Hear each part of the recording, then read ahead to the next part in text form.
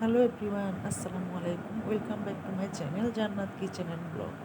আজকে আপনাদের সাথে কোনো রেসিপি নয়, একটি ব্লগ ভিডিও শেয়ার করব। আজ সারাদিন প্রচুর পরিমাণে বৃষ্টি হচ্ছে, কোনো কাজেই মন বসছে না।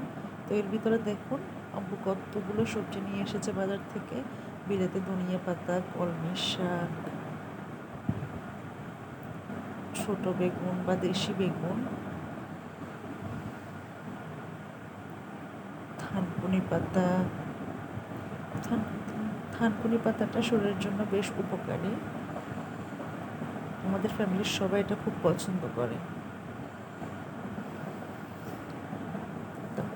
তারপর নিয়ে এসেছে বট বেগুন বা ছোট বেগুন। আমাদের অঞ্চলে এটাকে বেশিরভাগ মানুষ বট বেগুন বলে। আপনাদের কার অঞ্চলে কি বলে কমেন্ট করে জানাবেন। বৃষ্টিতে কলা গাছ ভেঙে পড়ায় এক ছড়া কলাও নিয়ে চলে এসেছে।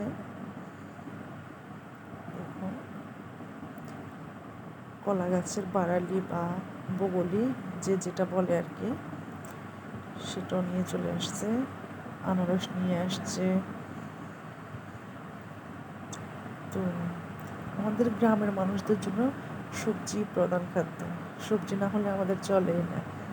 এই সব সবজিগুলোর রেসিপি পেতে চাইলে আমার চ্যানেলের পাশেই থাকুন। আমার চ্যানেলটি সাবস্ক্রাইব করে বেল আইকনটি অন করে রাখা, যাতে করে নোটিফিকেশন পাওয়া মাত্রই ভিডিওর সামনে চলে আসে।